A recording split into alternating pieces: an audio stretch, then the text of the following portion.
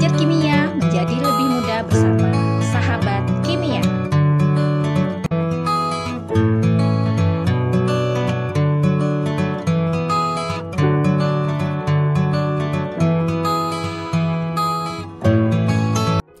Salam kimia. Sahabat kimia, masih pada pembahasan termokimia ya, yang mana pada video sebelumnya kita sudah membahas jenis-jenis entalpi molar yang dilambangkan sebagai delta H0. Nah, untuk kali ini kita akan coba melanjutkan membahas bagaimana menentukan perubahan entalpi suatu reaksi. Ya, perubahan entalpi suatu reaksi itu merupakan suatu besaran, sama halnya massa, volume maupun suhu. Ya, ketiga besaran itu tadi ya bisa kita ukur ya. Ketika kita ukur maka kita akan menggunakan suatu alat. Contohnya seperti ini. Ya. Ketika kita ingin mengetahui berat badan kita maka kita menggunakan alat yang namanya neraca seperti gambar ya di sini. Terus ketika kita ingin mengetahui berapa suhu tubuh kita, maka kita akan menggunakan alat yang namanya termometer. Nah, sekarang pertanyaannya, bagaimana jika kita ingin mengetahui perubahan entalpi suatu reaksi atau dengan lambang delta H? Ya, apakah bisa dilakukan dengan suatu alat atau dengan suatu metode tertentu? Ya, jika memang bisa, apa nama alatnya? Seperti itu. Nah, jadi tentu saja delta H suatu reaksi itu bisa diukur dengan menggunakan alat atau dengan menggunakan metode tertentu. Nah, di pembahasan kali ini kita coba akan membahas ya cara-cara apa sajakah yang digunakan untuk bisa menentukan entalpi reaksi. Ya, cara yang pertama itu adalah kalorimetri, cara yang kedua itu adalah hukum Hess, cara yang ketiga adalah dengan menggunakan data entalpi pembentukan, kemudian cara yang keempat adalah dengan menggunakan data energi ikatan. Kita akan coba bahas satu persatu.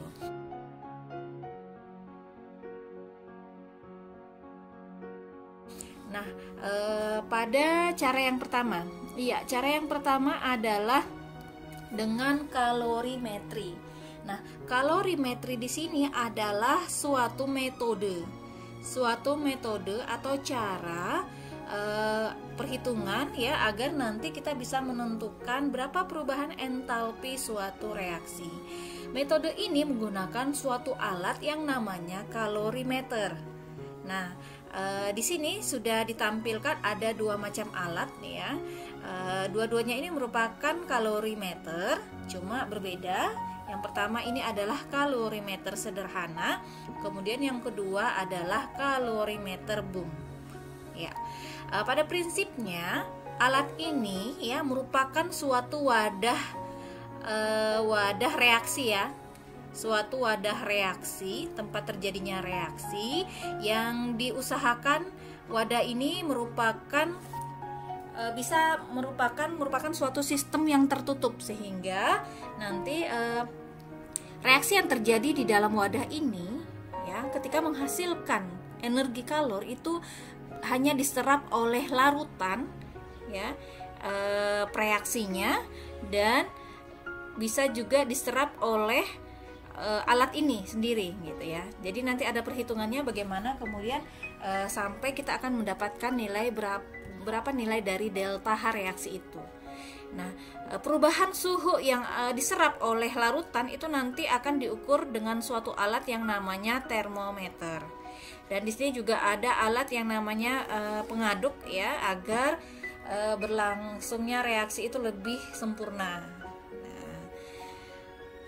Untuk lebih jelasnya kita coba lihat ya suatu video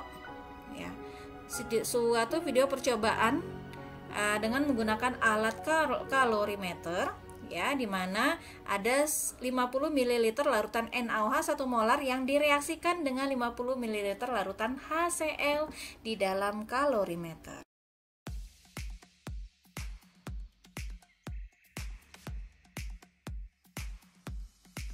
Halo anak-anak, Pada hari ini kita akan melakukan praktikum, yaitu menentukan perubahan entalpi suatu reaksi dengan kalorimeter sederhana atau dengan cara kalorimetri.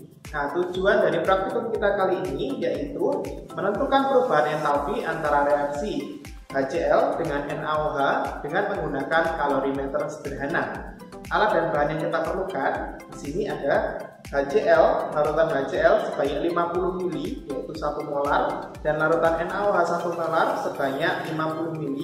Kemudian di sini ada kalorimeter sederhana dan di sini ada 2 buah termometer. Bahan ini kita ukur suhu awal dari HCl dan NaOH yang akan bereaksi. Kita ukur HCl-nya menggunakan termometer. Ditunggu sampai suhunya konstan. Ternyata di sini didapatkan suhu awal untuk HCl adalah 25 derajat Celcius. Kemudian untuk NaOH juga diukur suhunya menggunakan termometer yang berbeda. Dan ternyata untuk NaOH suhunya juga sama, ya 25 derajat Celcius. Kalian catat sebagai suhu awal NaOH ya. Oke, kita coba jeda terlebih dahulu videonya untuk mencatat data-data yang sudah didapatkan dari tayangan tadi ya. Suhu NaOH sebelum reaksi tadi didapatkan data dari termometernya adalah 25 derajat Celcius. Begitupun juga untuk suhu HCl sebelum reaksi itu sama 25 derajat Celcius.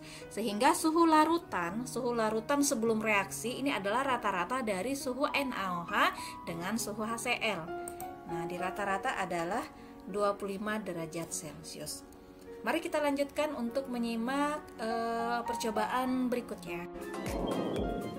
Langkah berikutnya yaitu kita siapkan kalorimeter sederhana ya. Kita set alatnya seperti ini, kita pasangkan termometer pada sumbatnya, lalu kita tutup.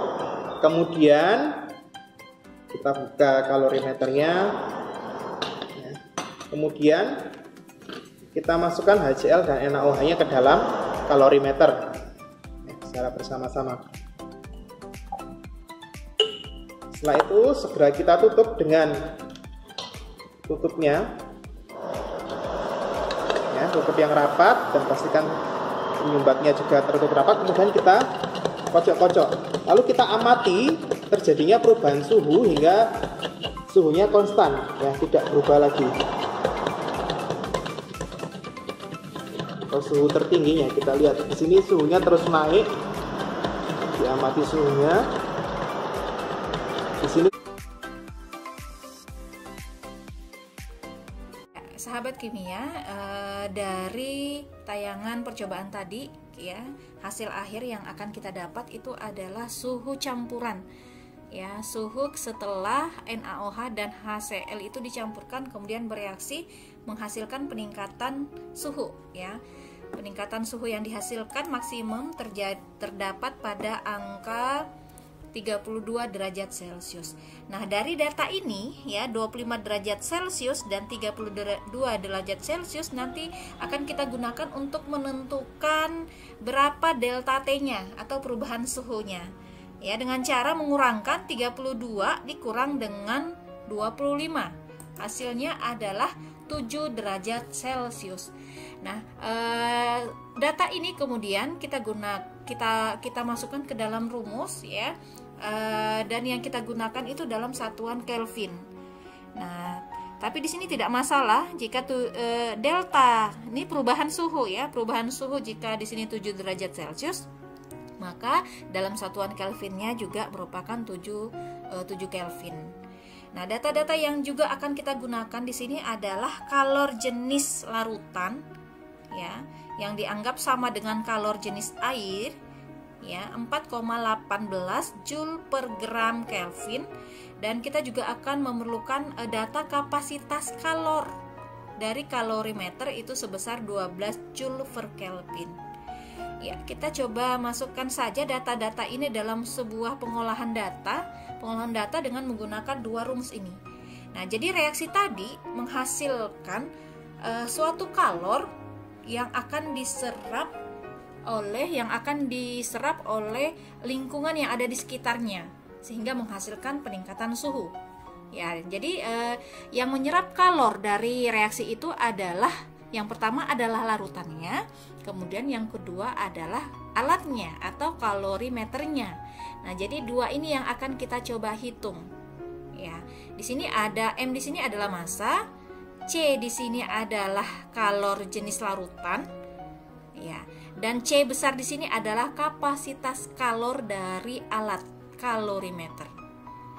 Kita coba masukkan saja ke dalam perhitungannya. Jadi yang pertama yang kita coba hitung adalah Ki larutan. Nah, di sini ada massa, sedangkan tadi di awal tidak ada menyatakan massa larutan. Tapi yang diketahui di situ adalah volume dari larutan yang digunakan. Volume NaOH dan HCl jika dijumlahkan sama dengan 100 ml. Nah, dengan menganggap massa larutan sama dengan massa jenis air, ya, massa jenis air itu adalah 1, maka bisa dikatakan bahwa massa larutan itu sama dengan volume larutan. Ya, jika volumenya 100 ml, maka massanya juga adalah 100 gram. Nah, jadi ini yang akan kita gunakan untuk menghitung Ki larutan. M-nya adalah, massanya adalah 100, C-nya adalah 4,18 dan delta T-nya adalah 7. Sehingga didapatkan Ki larutan, kalor yang diserap oleh larutan itu adalah sebesar 2926 Joule. Nah, kita lanjutkan untuk menghitung Ki kalorimeter. Ki kalorimeter. Iya. Rumusnya adalah C besar, kapasitas kalor dikali dengan kapasitas kalor kalorimeter dikali dengan delta T. Ya, kita hitung. Ya. Hasilnya adalah 84 Joule. Ya. Nah, selanjutnya kita coba menghitung, ya, menghitung jumlah mol yang bereaksi.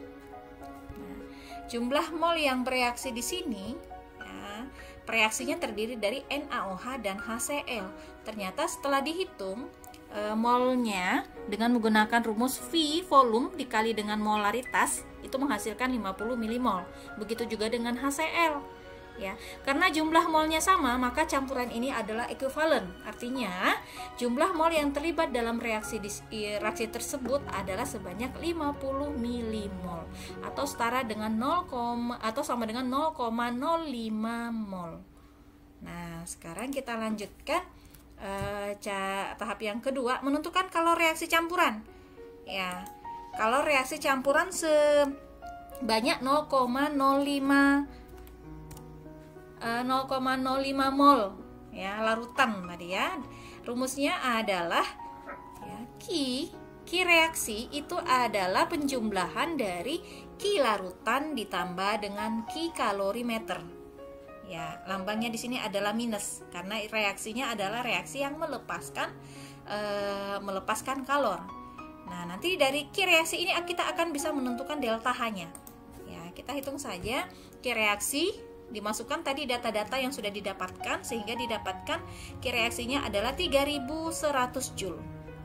Nah, Ki reaksi ini sama dengan delta H, maka delta H adalah minus 3100 Joule. Nah, ini adalah kalor yang dihasilkan dari reaksi itu. Ya, kalor yang dihasilkan pada 0,05 mol zat. Ya. Nah, berikutnya kita lanjutkan tahap yang ketiga adalah menentukan entalpi reaksi dari 1 mol zat yang bereaksi. Nah, yang tadi dihitung sehingga mendapatkan delta H sebesar minus 3010 Joule itu adalah delta H untuk 0,05 mol. Nah, sekarang kita coba tentukan untuk 1 mol. Berapa delta H-nya? Kenapa dibuat 1 mol? Karena biasanya dalam suatu reaksi zat yang terlibat, ya, dalam suatu reaksi itu adalah sebanyak 1 mol. Oke, kita coba hitung dengan menggunakan perbandingan seperti biasa, ya. Sehingga didapatkan hasil akhirnya nanti delta H-nya adalah minus 60.200 Joule. Ya. Nah, jadi delta H reaksinya, ya, itu sama dengan minus 60.200 Joule. Nah, kemudian kita coba rubah dalam satuan kilojoule sehingga menghasilkan minus 60,2 Joule. Nah, yang keempat kita coba tuliskan dalam persamaan termokimianya ya. Persamaan termokimianya adalah di sini ada NaOH yang direaksikan dengan HCl masing-masing 1 mol di sini ya. Sudah tidak ada koefisiennya 1, hanya saja tidak perlu dituliskan, menghasilkan NaCl dan H2O. Delta H-nya berapa ya? Delta H-nya adalah 60. Maaf ya. 60,2 kilojoule.